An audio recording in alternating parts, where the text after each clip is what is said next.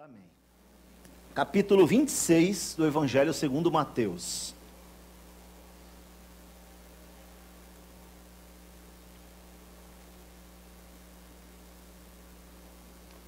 Nós leremos versículos 20 e 21, por onde a gente vai começar aqui. Onde vai terminar, tem muitos lugares para a gente passar.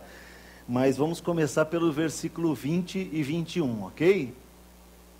Muito bem, eu pensei nesse texto, e Deus tem falado muitas coisas ao meu coração, especialmente exortado o meu coração, a minha mente, acerca das promessas que a gente faz para Deus, né?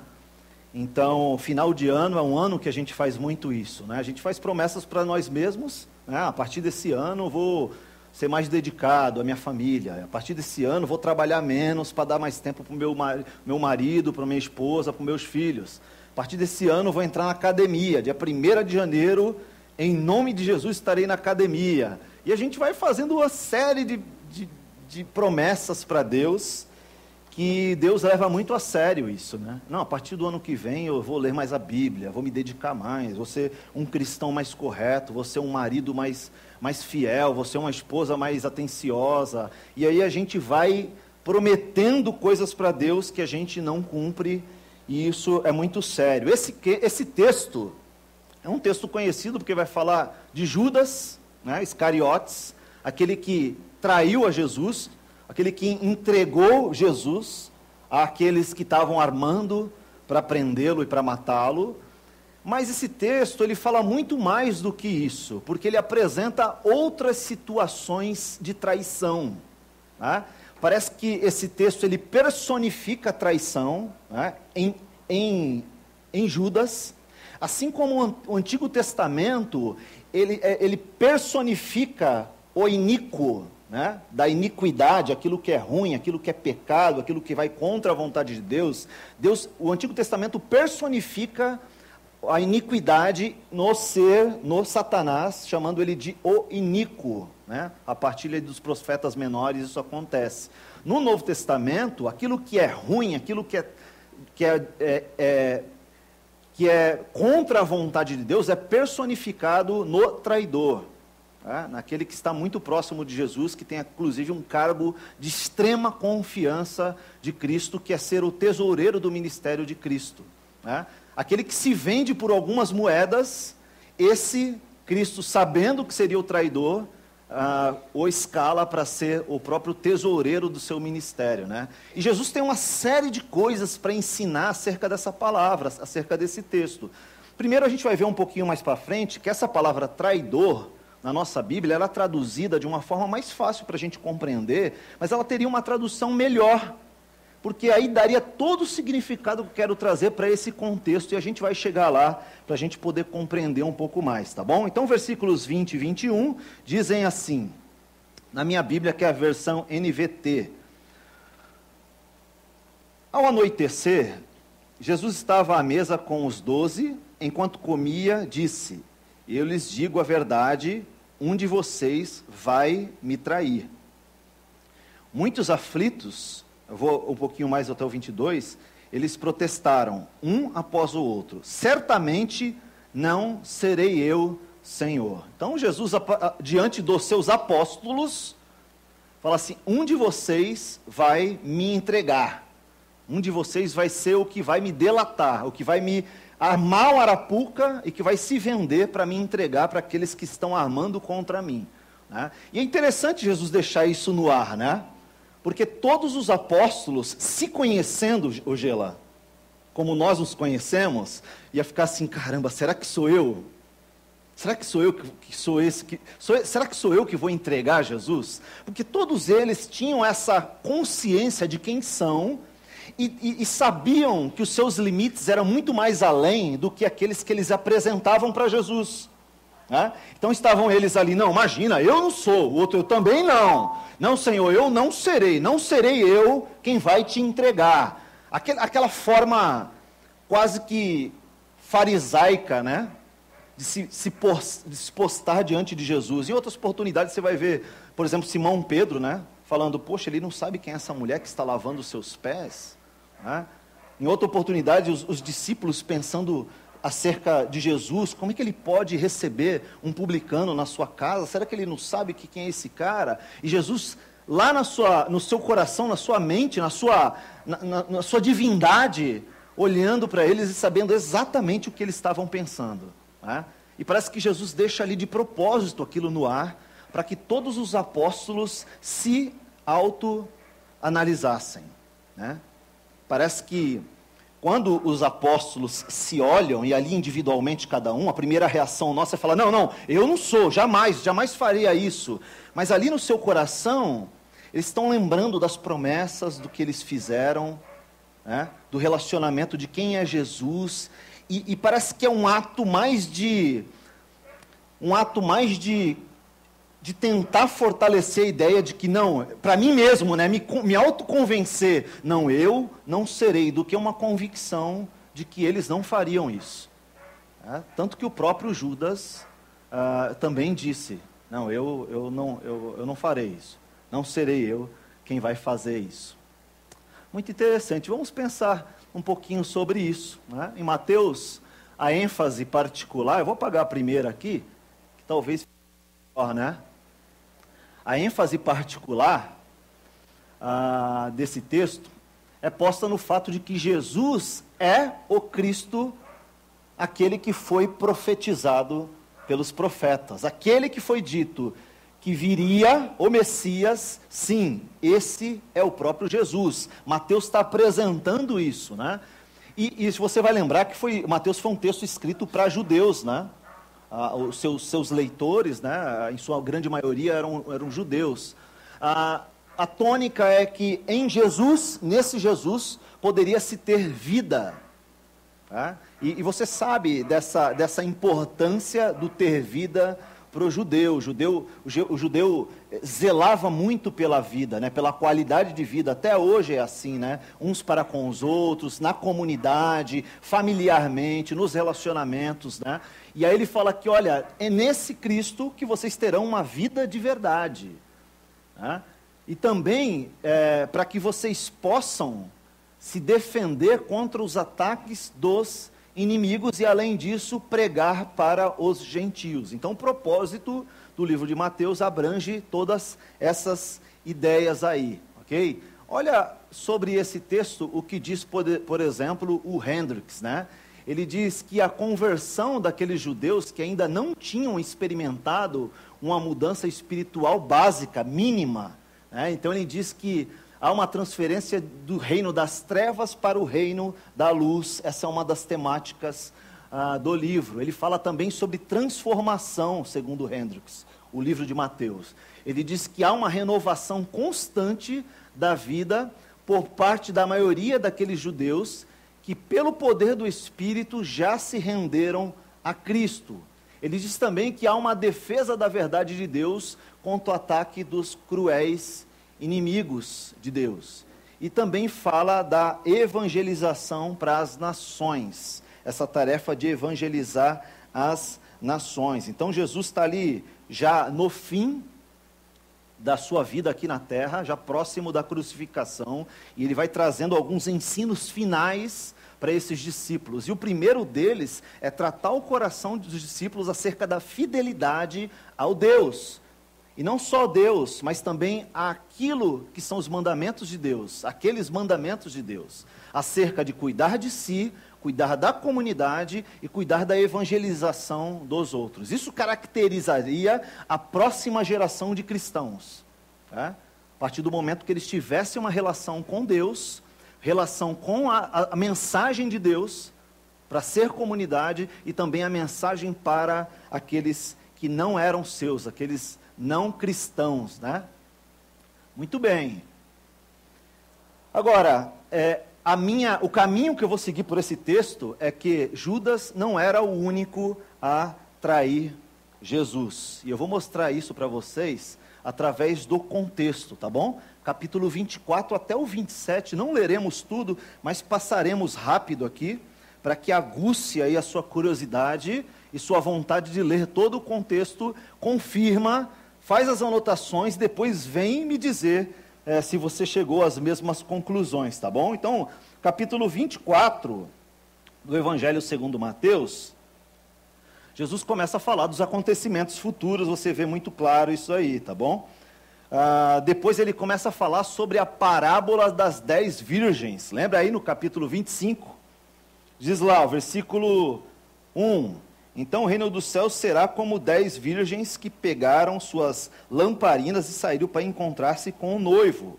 5 delas eram insensatas e 5 prudentes. As 5 insensatas não levaram óleo suficiente para as lamparinas, mas as outras 5 tiveram bom senso de levar óleo de reserva. Como o noivo demorou a chegar, todas ficaram sonolentas e adormeceram. À meia-noite foram acordadas pelos gritos: vejam, o noivo está chegando! Saíam para recebê-lo. Todas as virgens se levantaram e prepararam suas lamparinas. Então as 5 insensatas pediram às outras: por favor, doe-nos um pouco de óleo, pois nossas lamparinas estão se apagando. As outras, porém, responderam: não temos o suficiente para todas. Vão e comprem óleo para vocês. Quando estavam fora comprando o óleo, o noivo chegou. Então as 5 que estavam preparadas entraram com ele no banquete de casamento e a porta foi trancada. Mais tarde, quando as outras 5 voltaram, ficaram do lado de fora chamando: Senhor, Senhor, abram-nos a porta. Mas ele respondeu: a verdade é que não as conheço. Portanto, vigiem, pois não sabem o dia nem a hora da volta. A partir do versículo 14, a gente conhece também essa parábola, a dos três servos, né? Dá uma olhadinha lá. Jesus fala de um senhor que distribui talentos para 3 servos. O que recebeu mais aplica de alguma forma aquele dinheiro e multiplica. O segundo também. O terceiro, que recebe 1 talento, fica com medo e enterra. E aí a moral da parábola é que ele vai cobrar esse que enterrou, porque ele não levou para frente aquilo que ele tinha recebido do seu senhor. Olha, dá uma olhadinha ali no versículo 21. O Senhor disse: muito bem, meu servo bom e fiel. Você foi fiel na administração dessa quantia pequena, e agora te darei muitas outras responsabilidades. Venha celebrar comigo. O servo que havia recebido 2 talentos se apresentou e disse: Senhor, me deu 2 talentos para investir. O Senhor me deu, e eu ganhei mais 2. O Senhor disse: muito bem, meu servo bom e fiel. Você foi fiel na administração dessa quantia pequena, e agora lhe darei muitas outras responsabilidades. Venha celebrar comigo. O 24. Por último, o servo que havia recebido 1 talento veio e disse: eu sabia que o Senhor é homem severo. Botou a culpa no seu senhor. Então eu fiquei com medo de perder aquilo. Que colhe onde não plantou e ajunta onde não semeou. Tive medo de perder seu dinheiro, por isso o escondi na terra, aqui está ele. O Senhor, porém, respondeu: servo mau e preguiçoso. Se você sabia que eu colho onde não plantei e ajunto onde não semeei, por que não depositou o meu dinheiro? Pelo menos eu teria recebido juros. Em seguida ordenou: tirem o dinheiro deste servo e doem aos que têm os 10 talentos, ao que tem os 10 talentos. Pois ao que tem, mais lhe será dado.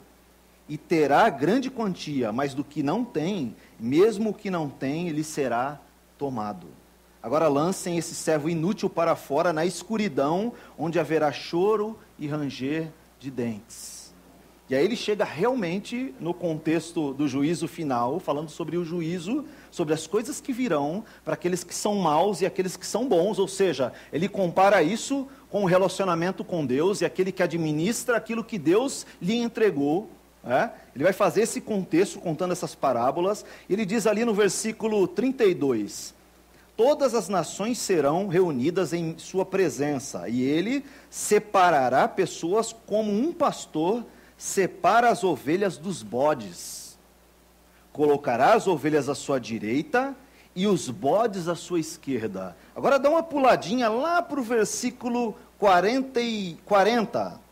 O rei lhe dirá: eu lhes digo a verdade, quando fizeram isso ao menor destes meus irmãos, foi a mim que fizeram. Em seguida, o rei se voltará para os que estiverem à sua esquerda, os bodes, e dirá: fora daqui, malditos, para o fogo eterno preparado para o dia dos seus anjos. Pois tive fome e vocês não me deram de comer, tive sede e não me deram de beber. E era estrangeiro e não me convidaram para a sua casa, estava nu e não me vestiram, estava doente na prisão e não me visitaram. Olha o versículo 46. Estes irão para o castigo eterno, mas os justos irão para a vida eterna. Aí finalmente ele começa o capítulo 26, né? Onde ele vai falar da conspiração contra Jesus. Então ele começa o versículo 1 dizendo: quando Jesus terminou de falar todas essas coisas, disse aos seus discípulos: como vocês sabem, a Páscoa começa daqui a 2 dias, e ao Filho do Homem será entregue para ser crucificado. Naquela mesma hora, os principais sacerdotes e líderes do povo estavam reunidos na residência de Caifás, o sumo sacerdote, tramando uma forma de prender Jesus em segredo e matá-lo. Bom, a partir daqui, há uma colisão entre os interesses de Deus, dos conselhos de Deus e a conspiração humana. O texto ele vai fazer um paralelo, confrontando uma ideia, sendo uma oposta à outra. Então você vai ver isso em vários textos, versículo 8, versículo 14, 15, 16, o nosso texto, né, versículo 20 e 21, você vê isso no versículo 24 também, enfim, você vai ver uma série de textos demonstrando um pouco sobre essa realidade. Mas eu quero tecer com vocês algumas ideias. A primeira delas é diferenciar essas duas palavras, ó. A primeira que é traidor, que é atribuído a Judas, e a segunda delas que é abandonar, que é atribuída aos discípulos. Quer dar uma olhada nisso? Dá uma olhadinha aí, vira a sua página. Lá no capítulo 26, versículo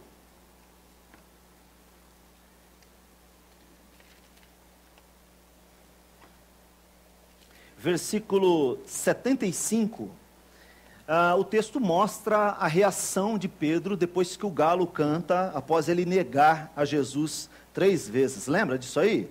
Então diz lá, olha, depois de ter vivido todo esse período de negação, o texto diz: então Pedro se lembrou das palavras de Jesus: antes que o galo cante, você me negará 3 vezes, e saiu dali chorando amargamente, né? A Bíblia, o Novo Testamento, ele vai fazer uma diferença entre ter remorso e se arrepender, tá? Então ele classifica, ele adiciona essa palavra do choro amargo à ideia do arrependimento, tá? Então quando você voltar a sua Bíblia, volta mais um pouquinho, capítulo 26, lá para o começo, ele diz aqui, ó, versículo 31, no caminho, Jesus disse: esta noite todos vocês me abandonarão, pois as Escrituras dizem: Deus ferirá o pastor e as ovelhas do rebanho serão dispersas. Mas depois de ressuscitar, iria diante de vós à Galileia. Tá? E aí Pedro vai dizer: nunca te abandonarei, jamais te abandonarei. Mas o texto está dizendo que ele abandona sim. Não só ele, como os discípulos, após a crucificação. E a palavra que é usada é essa. A palavra ali é a mesma que a gente usa para escandalizar, por exemplo. Sabe quando você fala assim, irmão, você está escandalizando o outro? É a ideia de você servir como pedra de tropeço. Olha essa explicação aqui, ó. Ser uma pedra de tropeço para alguém. Quando se faz uma pessoa começar a desconfiar e abandonar alguém que deveria confiar e obedecer. É louco isso, hein? É louco. Porque às vezes você tem um irmão que você começa a trabalhar na mente de outro irmão uma maldade sobre aquele irmão. Mas a Bíblia diz que, por mais que aquele irmão tenha problemas e dificuldades, você deve respeitar aquele irmão. E não traí-lo, não abandoná-lo. Ela diz que você não deve ser pedra de tropeço para aquele irmão. Principalmente no Novo Testamento, a maioria das vezes fala do novo convertido. Então, aquele crente mais velho que causa um problema de desvio na vida do cristão, novo convertido, é melhor que ele amarre uma pedra no pescoço e pule por cima de uma ponte, de cima de uma ponte. De tão grave que isso é para Deus. Por quê? Porque fizeram o mesmo com Jesus. Os discípulos abandonaram a Jesus. Pedro, que jurou, não, jamais, qualquer um menos eu, também abandonou a Jesus. Quando Jesus reivindicou a presença deles. Vai lembrar do Getsemane, isso acontece também. Esperem aí, orem comigo, vigiem comigo. E durante 3 vezes Jesus pediu e eles dormiram. Não vigiaram com Jesus.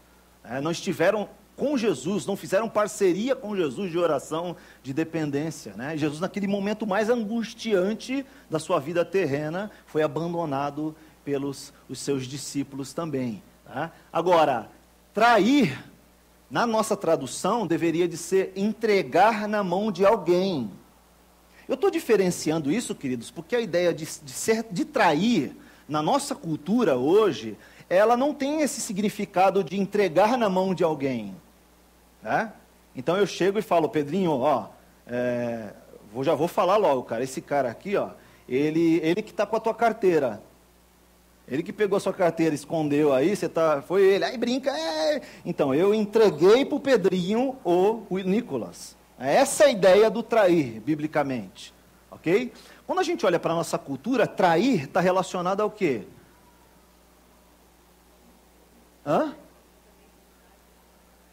Casamento, amizade, que mais? Sociedade, quando você promete algo para alguém e você não cumpre, quando você combina algo com alguém e você descombina, quando você promete algo e não cumpre, para nosso contexto, essa ideia de traição é muito mais ampla. Só que biblicamente é uma questão específica ali em Judas. Então a gente fala, Judas, o traidor. Mas se você pensar na nossa cultura hoje, a ideia de ser traidor, todos nós somos traidores. Ainda mais no que se refere a Jesus Cristo. Todos nós, em algum momento, abandonamos a Jesus.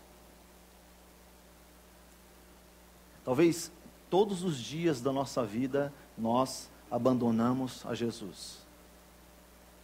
Quando a gente faz todas aquelas promessas, em algum momento você escolheu ou decidiu pecar, aquele momento ali já é um ótimo momento para clarificar essa ideia. Você naquele momento abandonou as promessas que você fez para Jesus. Quando você chega em casa, querido, e você não pastoreia a sua família, homem, você está traindo Jesus no conceito da nossa sociedade, da nossa ideia sobre traição hoje. E você está abandonando a Jesus. Quando você deixa de ser fiel ao seu cônjuge, ou ao seu amigo, ou aos seus filhos, ou ao seu trabalho, ao seu empregador, você está sendo um abandonador, como os discípulos foram, essa ideia de abandonar. Então talvez por isso essa reflexão no dia de hoje. As promessas que você fez para esse novo ano, para Jesus Cristo, cuide de cumprir. Porque você pode estar nesse contexto maior de traição que Jesus está deixando no ar para você pensar. Olha, vai chegar um momento que eu vou dizer quem é o traidor, aquele que vai simbolizar, que vai mostrar para vocês o que é ruim contra mim. Mas todos vocês estão nesse balaio. Todos vocês, de alguma forma, estão me abandonando. Fica no ar um pouquinho, para a gente ir pensando aí, não? Será que eu, de alguma forma, não tenho abandonado a Cristo? Ou as prioridades do reino? A gente faz isso de tantas formas, né, gente? Os discípulos fizeram isso com Jesus, e o caso de Pedro foi mais insistente. Você vê isso no versículo 32 a 35. Olha lá, Pedro declarou: pode ser que todos os outros o abandonem, mas eu jamais o abandonarei. Jesus respondeu: eu lhes digo a verdade, esta mesma noite, antes que o galo cante, você me negará 3 vezes. Sabe o que eu lembro quando ele repete aqui já 3 vezes a questão da noite, né? Lá no versículo 20 ele fala: ao anoitecer, Jesus estava à mesa. No versículo 31, Jesus disse: esta noite todos vocês me abandonarão. E no versículo 34 ele diz: eu lhes digo a verdade, esta mesma noite. Eu lembro lá de 1 Coríntios, capítulo 11, abre comigo, 1 Coríntios, capítulo 11, versículos 23 e 24. Quando Paulo está ordenando a ceia do Senhor à igreja de Corinto, olha o que ele diz nos versículos 23 e 24. Pois eu lhes digo, pois eu lhes transmito aquilo que recebi do Senhor. Na noite em que o Senhor foi traído, ele tomou o pão, agradeceu a Deus, partiu e disse: este é meu corpo, que é este entregue por vós. Façam isso em memória de mim. Da mesma forma, depois da ceia, tomou o cálice e disse: esse é o cálice, esse cálice é a nova aliança confirmada com meu sangue. Faça isso em memória de mim sempre que o beberem. Por que Paulo não cita Judas aos Coríntios? Por que Paulo não cita Judas aos Coríntios? Por que ele não disse assim, na noite em que Jesus foi traído por Judas? Porque Paulo está seguindo a mesma estratégia de Jesus. Você sabe que Coríntios era uma igreja super problemática, né? E um dos seus piores problemas era tolerar a imoralidade sexual dentro da igreja, né? Então tinha um caso lá de um rapaz que estava adulterando o seu pai com a sua madrasta. Que aí, segundo a Coríntios, Paulo vai dizer para excluir esse irmão que vivia constantemente em pecado, estava inadvertidamente vivendo no pecado de adultério, de traição. E era uma igreja que traía Jesus. Tanto que Paulo chama ali para alguns, a igreja inteira, de crentes carnais, né? Para outros, uma parte da igreja de crentes carnais, mas a ideia é que eles estavam se comportando como carnais mesmo, porque eles estavam tolerando todo tipo de imoralidade sexual dentro da igreja. E Paulo, ele não é suave na primeira carta aos Coríntios, né?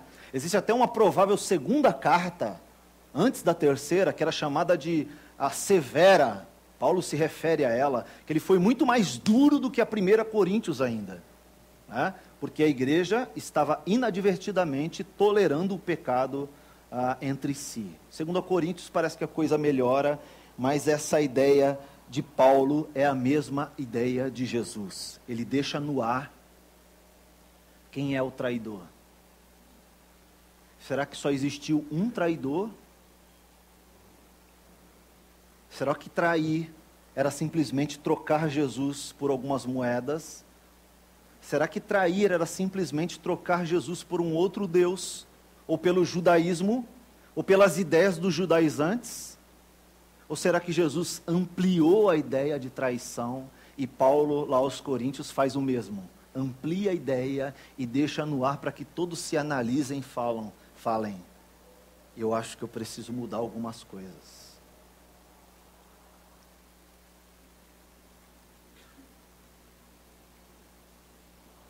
Mas o próprio texto diz que todas essas coisas aconteceram para que se cumpram as palavras dos profetas registradas nas Escrituras. Nesse momento, todos os discípulos abandonaram e fugiram. Interessante, né? Interessante, depois de Jesus falar tudo isso, abranger todo esse contexto de traição. O texto vai dizer que todas essas coisas se cumpriram para que os profetas, para que as profecias dos profetas fossem concretizadas. E como muitos deles eram judeus convertidos, né? muitos deles eram judeus convertidos, eles fogem porque eles sabiam do que Jesus estava dizendo.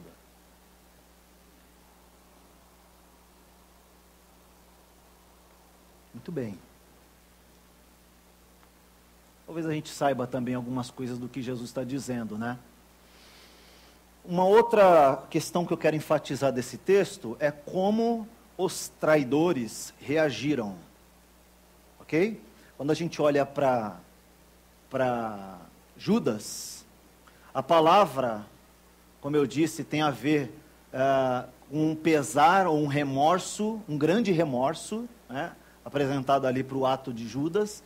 Um remorso de Judas refere-se a uma mudança emocional. E aqui eu vou tentar explicar para vocês, ou tentar clarificar para vocês, a diferença, como a gente percebe que a gente está se arrependendo ou a gente está sentindo remorso daquilo. Ok? Vamos tentar. Então, ele diz que a solução para esse remorso foi algo que não é bom para Deus. Que a Bíblia diz que não é bom. No caso de Judas, o suicídio. No contexto, você vai ver que Judas recebe realmente as moedas. Ele recebe umas moedas, e era uma quantidade boa de moedas. E ele, depois que ele percebe o que ele fez, quando Jesus é preso e levado mesmo para a cruz, ele arremessa no templo essas moedas e foge para se enforcar. Depois, se você estudar um pouquinho, você vai ver que é interessante essa ideia, né? Os detalhes do texto. Que os líderes dos judeus, eles pegam aquele dinheiro, eles falam, os caras que pagaram para ele dizem, não vamos usar esse dinheiro no templo, porque é um dinheiro contaminado, um dinheiro fruto de traição. Cara, tem muito ensino aqui, né, Sandra? Eu podia parar um tempão para falar sobre isso aqui, sobre as nossas finanças, sobre como a gente arrecada os nossos dinheiros, se a gente engana aquele cliente ou não, se a gente fala daquela cláusula do contrato ou não, né? Se a gente pula uma catraca ou não, se a gente dá um jeitinho passando o sinal vermelho ou não. Tem tanta coisa para falar sobre aquelas vantagens que a gente tem, né? Adquirindo coisas que não são do agrado de Deus. E depois disso, o sentimento que vem em nós, muitas vezes é o próprio remorso. Então, os líderes judeus pegam aquelas moedas e eles falam, não vamos usar essas moedas aqui no templo, porque é um dinheiro contaminado. O que eles fizeram? O texto lá no capítulo 27, versículo 26 conta isso, né? Aí no versículo 9, a partir do versículo 9, ele fala assim, cumpriu-se assim as profecias de Jeremias. Ele fala Jeremias aqui porque, na verdade, é um texto de Zacarias, se eu não me engano, acho que é Zacarias, isso, Zacarias. Mas é que, para aquela época, como eles tinham um material diferente do que a gente tem hoje, porque não tinha o Novo Testamento, né? Eles tinham material judaico, material do Antigo Testamento, Ketuvim, Neviins e os textos poéticos. Eles tinham, como o compêndio dos livros proféticos, começava pelo profeta Jeremias. Então, ao invés deles comentarem, dizerem o nome de todos os profetas na sequência, eles costumavam citar o texto de Jeremias, porque aí era uma forma tradicional de citar todos, dizer o primeiro, Jeremias. Então, por isso que ele cita aqui, talvez essa confusão vai estar na sua cabeça, e no teu rodapé e da tua Bíblia também apresente isso. Mas ele diz, olha, o profeta diz o seguinte, tomaram as 30 peças de prata, preço pelo qual ele foi avaliado pelo povo de Israel, e compraram o campo do oleiro, né, chamado Aceldama, conforme o Senhor ordenou. Isso aqui, o campo do oleiro, ele se transforma num cemitério. Cara, isso é muito interessante nesse contexto, né? Parece que o próprio cemitério que vai receber o próprio traidor. Percebe que aquele jeitinho que a gente dá acaba se tornando uma armadilha para a nossa própria vida, né? E aí, o significado desse texto é como se fosse coloração vermelha, terra de coloração vermelha, e realmente a terra naquela época, naquela região, tinha essa coloração, desse terreno que eles compraram. Mas a ideia está mais relacionada à quantidade de sangue que saiu do traidor, do Judas. O próprio sangue dele regou a terra. Dizem que ele se enforcou, alguns dizem que o corpo partiu por causa da altura que ele pulou, talvez a cabeça quebrou, o corpo, mas alguns dizem que ele também se cortou antes de pular. A tradição vai especular em relação a isso, né? E o que se sabe, o que se tem certeza é que o sangue dele de alguma forma regou aquela terra. E olha que loucura, né? O cara, por causa da sua ambição egoísta, o seu desejo, sua traição, não só traiu Jesus, mas também ele acabou sendo objeto da compra de um terreno, né, o seu dinheiro, para que outras pessoas fossem sepultadas. Interessante isso, né? Naquela época era costume deles, pessoas que eram mortas dessa forma, jogar para que os animais comessem, né? Por isso que José de Arimateia lá na frente pede o corpo de Jesus para ter um enterro digno, né? Porque existia um lugar onde eles jogavam as pessoas para serem comidas pelos animais e pelos bichos. Não era um costume daquele povo, né? Daquela região, enterrar os seus mortos. Muito bem. Então, o remorso é o sentimento que invade o coração de Judas. Tanto que o fruto desse sentimento dele não foi arrependimento, não foi mudança de vida, mas foi um desespero tão grande de ter traído alguém inocente, a Bíblia fala. A reação de Judas não era assim: olha, eu estou arrependido porque eu traí o Filho de Deus, o próprio Deus. O texto diz que ele diz assim: olha, eu estou chateado porque uma pessoa inocente foi entregue à morte. E uma morte de bandido, dos piores bandidos. Ele teve o remorso de reconhecer que a situação não era boa, mas assim mesmo ele não reconheceu quem era o próprio Jesus Cristo, né? Agora, olha a diferença, por exemplo, na reação de Pedro, e dos discípulos posteriormente, né? E eu acredito aí até com uma capacitação de Deus espiritual, a capacitação do Espírito Santo, né? Diz assim, o texto, a palavra que é apresentada para mudança, para arrependimento, é a palavra metanoia. Lembra do que Paulo usa no capítulo 12 de Romanos, né? Transformais pela renovação da vossa mente. Aquela transformação, aquela mudança de mente, aquela metanoia tem a ver com arrependimento. Então, arrependimento, para nós, na nossa sociedade, para aquela sociedade e para Jesus e para a Bíblia, arrependimento é uma mudança de escolha. Então, se eu fazia isso, agora eu faço isso aqui. Se eu traía assim, agora eu não traio mais. Se eu abandonava assim, agora eu não abandono mais. Aquela reversão de propósito moral conhecida como arrependimento. Percebe que remorso é uma mudança de sentimento. Puxa, eu estava convicto de fazer aquilo, agora realmente estou com um sentimento aqui de que eu fiz algo errado. E arrependimento eu fazia isso, agora eu estou fazendo isso. É outra coisa. Eu mudei de mente, a minha cabeça tomou uma decisão oposta àquela que eu estava fazendo. Você quer saber se você está arrependido do seu pecado? Tem um traidor no nosso meio.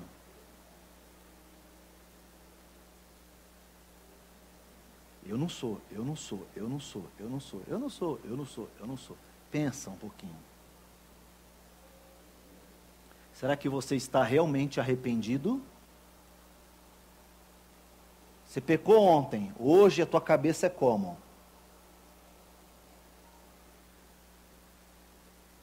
É um termo mais completo e mais nobre, expressivo de uma ação e de fim moral. Moralmente algo muda na minha vida com arrependimento. Entende isso, queridos? É indicado não somente para a sua derivação, mas pela maior frequência do seu uso e pelo fato de ser usado muitas vezes no imperativo, como ordem, né? Usado para arrependimento, mudar a mente para melhor, emendar de coração e com pesar de pecados passados. Ninguém se gaba de ter sido garanhão um dia. Você entende isso? Ninguém se gaba de ter ganhado dinheiro de forma promíscua. Ninguém que se arrependeu se gaba de ter ganhado dinheiro de forma promíscua. Olha o meu carrão, fui esperto pra caramba, enganei aquele cara. Olha aí, ó. Fiz um negócio, nem falei para ele que meu carro estava quebrado, dei uma lavadinha, poli, entreguei, ele que se vire. Ninguém se gaba de ter se dado bem fazendo algo que era ruim. Sabe aquela história de que os fins justificam o meio? Para a Bíblia, não.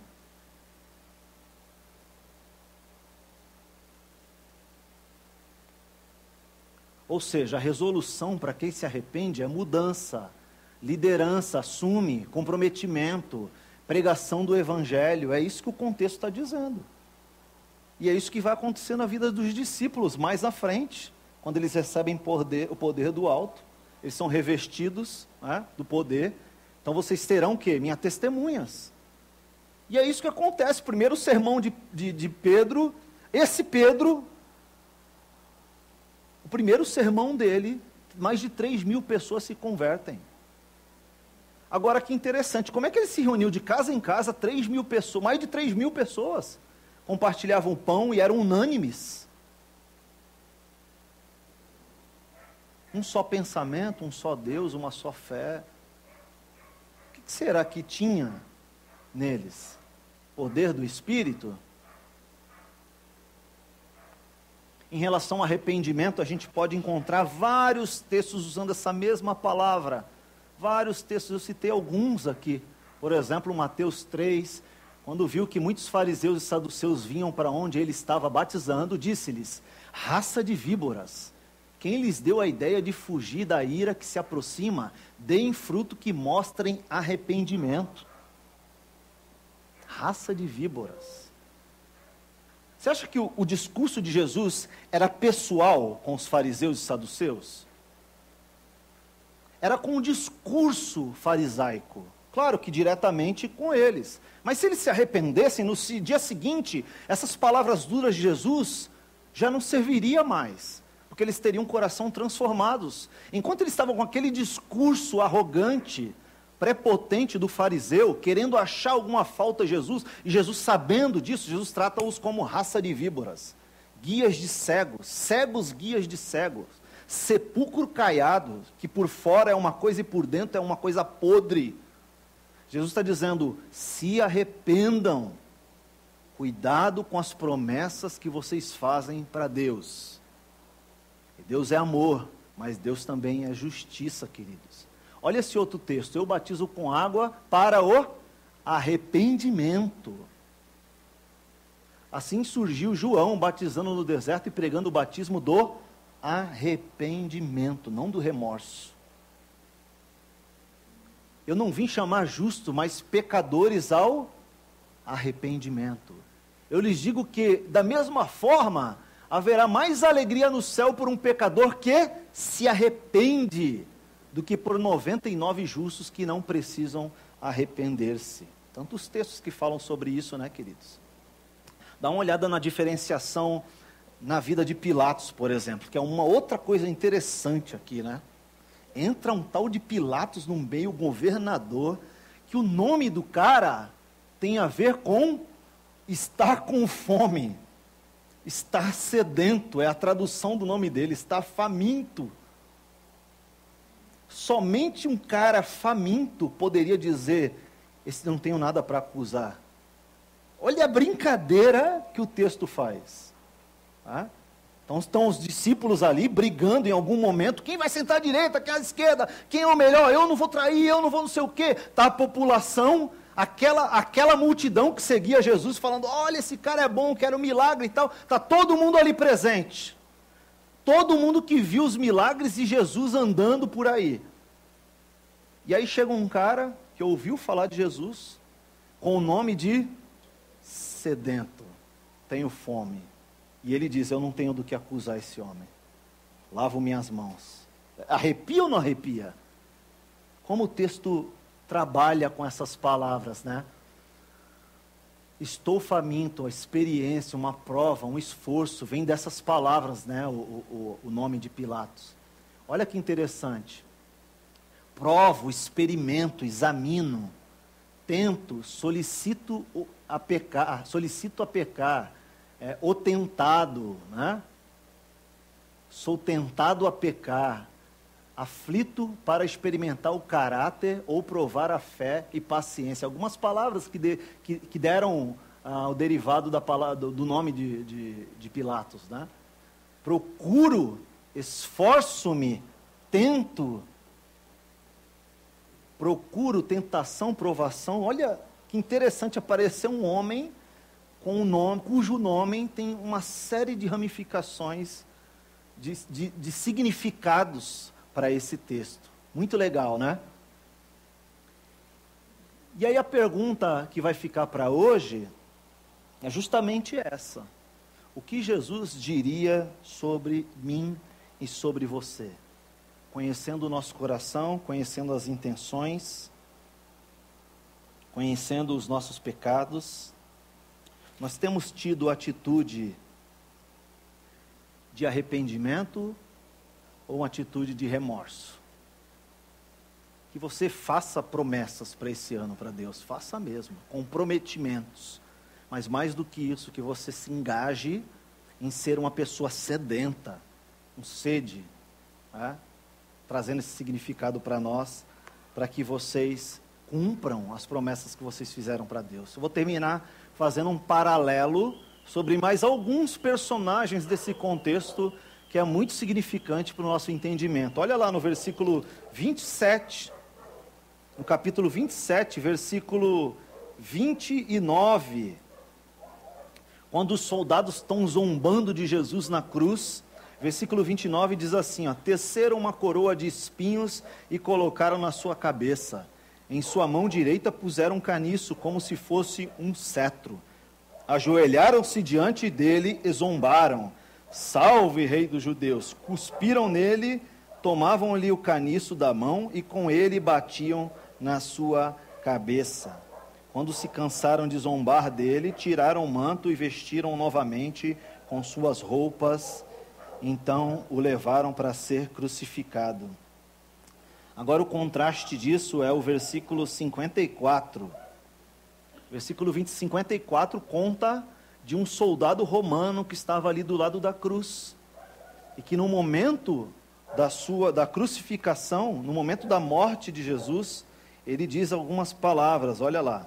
O oficial romano e os outros soldados que vigiavam Jesus ficaram aterrorizados com o terremoto e com tudo que havia acontecido, e disseram eles: este homem era verdadeiramente o Filho de Deus. Que contraste, não? Que contraste ver um homem que recebeu tamanha confiança do Senhor, de receber ali uma tarefa de ser o seu tesoureiro, e ali na ceia ele estava ocupando o lado direito, se eu não me engano, de Jesus, que era um lugar nobre, para quem sentar uma mesa de um convidado,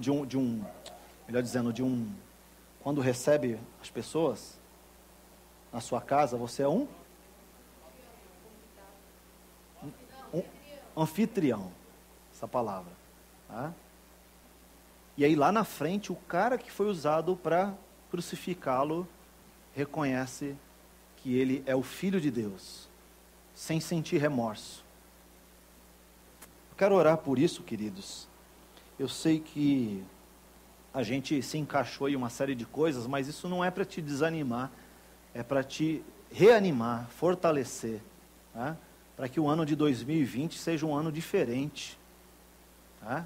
Que você assuma os compromissos que você deve assumir, tome atitudes como uma pessoa sedenta, como uma pessoa com sede, tá? Que a gente viva mais como um romano, como um soldado romano, reconhecendo a Cristo, como um Pedro pós-ressurreição, arrependido, e menos como um postulado a uma posição importante, mas que no fim é um traidor. Ore por isso. Peça para que Deus te dê forças esse ano. Faça isso agora, você tem alguns segundos para bater no teu peito e falar assim: ai de mim, Senhor, que sou pecador e não tenho procurado arrependimento na minha vida, mudança de mente.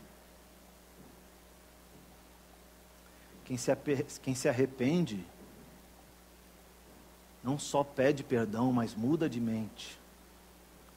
Quem se arrepende, perdoa.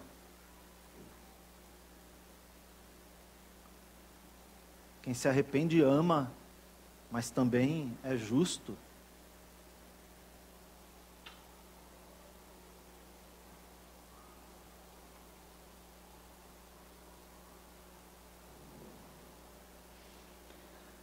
Senhor, muito obrigado pela Tua palavra. A gente sente que ela corta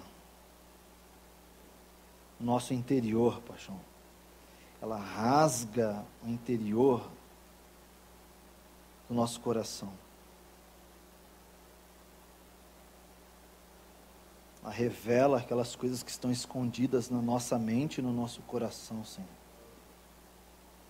E nós te clamamos, Senhor, misericórdia de nós que somos pecadores. Temos um coração duro, temos os lábios pecadores, impuros, também moramos, convivemos no meio de uma geração de lábios impuros também, Senhor. Nós já vimos o Senhor, já conhecemos.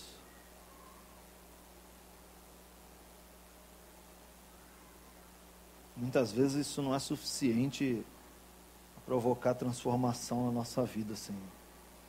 Por favor, nos ajude nisso, Senhor. Nós não queremos abandonar a nossa fé, abandonar a nossa consciência, abandonar o nosso compromisso contigo. Mas queremos permanecer firmes no Senhor, Pai. Para onde iremos se só o Senhor tem palavras de vida eterna? Nós oramos assim, em nome de Jesus, amém. Amém? Quero que você vire para alguém que está perto de você aí e diga assim: vamos ter coragem de assumir os nossos compromissos e de encarar as nossas responsabilidades. Amém?